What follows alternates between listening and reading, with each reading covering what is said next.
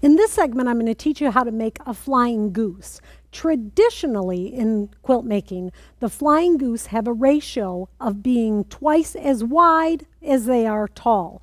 So this little flying goose that we're going to make is going to finish 1.5 inches tall and 3 inches wide.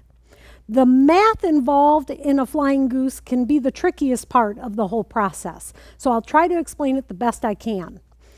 With a flying goose, the technique that I'm going to teach you is called the no waste method. It means that we're not going to waste any fabric at all. It's a really cool technique. There's no wasting, and once you get the technique down, it's really quick and you can have fabulous flying geese.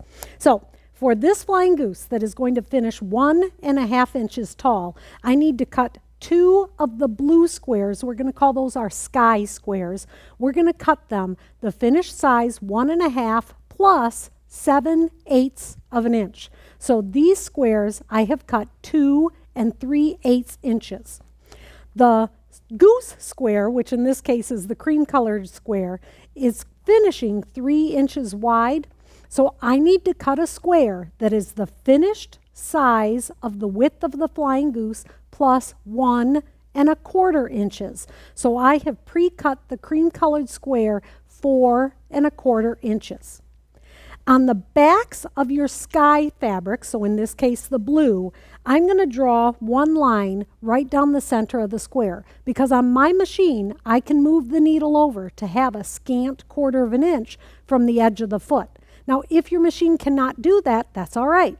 Instead of just drawing one line, you're going to draw a scant 1/4 inch line on either side of that center line. So you just have to draw three lines down the back.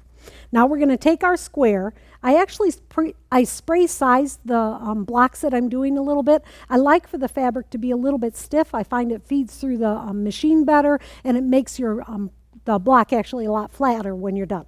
So I've got my square.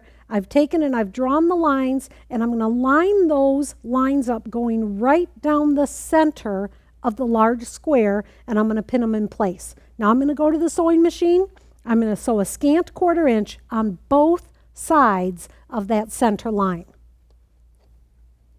So with my machine set up at the scant 1/4 inch, just the right hand edge of the foot is going to line up on that line, and then I want to flip this fabric up so that the top square is on top. If I flip it the other way, I don't know if you can see this or not, but it has a tendency to actually flip that top square up. So instead, have the first square be on top of the second square and continue sewing across both of the squares.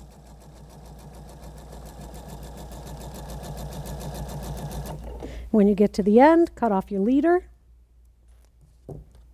sew onto your leader,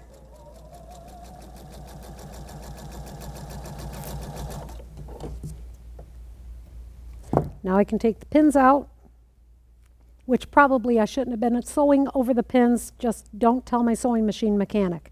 Now I'm going to sew on the other side a scant 1/4 inch again.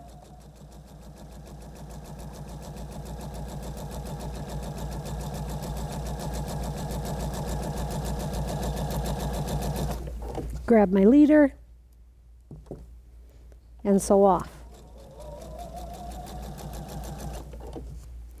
Now at this point, I remember when I first learned the technique, I thought there's no way this is going to work. There is nothing about this that looks remotely like a flying goose. It made no sense, and you just had to keep going through the process. So the next step is to cut on the center line. Now I'm going to press the fabric toward the sky fabric. So set my seam first, then flip up those little half square triangles, and then do it again. So now you have 2 segments. They kind of look like little hearts. So kind of keep that in mind. At this point, you're going to think that you've done it all wrong. There's no way that this is going to turn into a flying goose. Just keep going. You have your little heart segments. Now you're going to take your last 2 squares that have that drawn line right down the center, and you're going to put that right down the center of the heart, splitting the heart in 2. Now, if all of your measurements are correct, which honestly, there's a 50-50 shot the first 10 times you do it, the measurements aren't going to be correct. You're going to need a little practice. Follow the chart so that you'll know what size to make. If all your measurements are correct, you're going to know that things are right because the little valleys here created by that last square should be a scant 1/4 of an inch from the center square. If there's less than a scant, if your needle comes here and there's less than a scant 1/4 of an inch, you've probably done something wrong and you want to go back to your math, look at your math, make sure that you've got everything right. I'm going to take these to the machine now, and again, I'm just going to sew on the scant 1/4 inch. Oh, I'm going to take my pin out this time so I don't get in trouble. I'm going to sew to the end and stop so I can chain piece. Take my pin out. And this time I'm going to cheat. I'm just going to turn to a scant 1/4 inch and sew right back down the other way.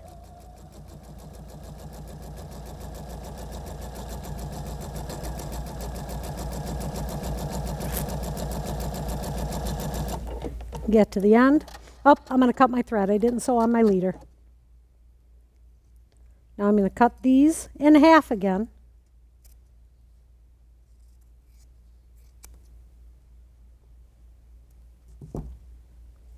Now I have 4 of these little segments, which voila, have now made 4 little flying geese. I didn't waste any method. I didn't have to sew on any bias edges. I love this technique for making flying geese. Hope you enjoy it.